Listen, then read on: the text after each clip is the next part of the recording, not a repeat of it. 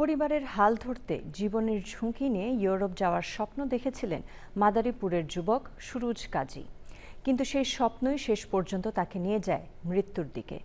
Russia Ukraine যুদ্ধে নিহত হয়েছেন মাদারীপুর সদর উপজেলার দক্ষিণ খাকছাড়া গ্রামের এই যুবক।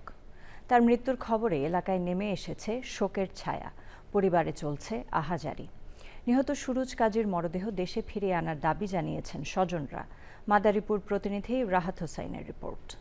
প্রায় 10 মাস আগে স্থানীয় দালাল দেলোয়ার মাতুব্বরের মাধ্যমে ইউরোপ যাওয়ার সিদ্ধান্ত নেন সুরুজ কাজী। প্রথমে দালাল তাকে রাশিয়ায় যাওয়ার পরামর্শ দিলে তিনি রাজি হন। রাশিয়া যাওয়ার পর স্বাভাবিক কাজে যোগ দেওয়ার কথা থাকলেও তিনি বাংলাদেশি দালাল জাফরের খপ্পরে পড়ে যোগ দেন রাশিয়ান সেনাবাহিনীতে। সম্প্রতি ইউক্রেনের বিরুদ্ধে যুদ্ধে গিয়ে ড্রোন হামলায় সুরুজ নিহত হন। সুরুজের মৃত্যুর খবরে পরিবারের সদস্যরা কান্নায় ভেঙে পড়ছেন।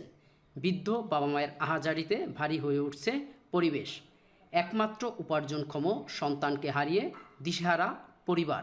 ওই পাশের বাড়ি দুইটা পোলা আছে, পোলাকে ভোট দিয়া আমার পোলাই দিচ্ছে মশা।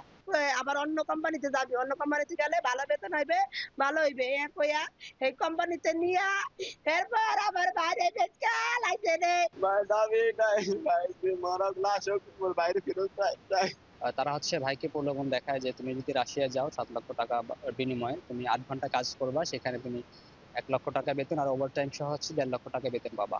যাবা আমি কোম্পানি থেকে আরেক কোম্পানি যাইতেছি, এদিকে চেক কষ্ট।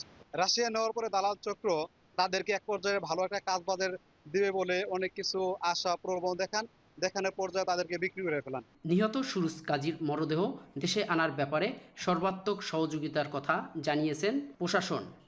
আমরা জানতে পেরেছি যে সে মারা গেছে, তার লাশটি আনার বিষয়ে আমরা সরকারিভাবে যথেষ্ট চেষ্টা করব। রাশিয়াতে এই ধরনের যুদ্ধে যাওয়াটা একেবারেই অনুচিত এবং সেখানে আসলে মানে সেফটি নাই, সিকিউরিটি নাই। আমরা এই বিষয়টিকে নিরুৎসাহিত করার চেষ্টা চালিয়ে যাচ্ছি। মাদারীপুর থেকে রাহাত হোসাইন, চ্যানেল আই।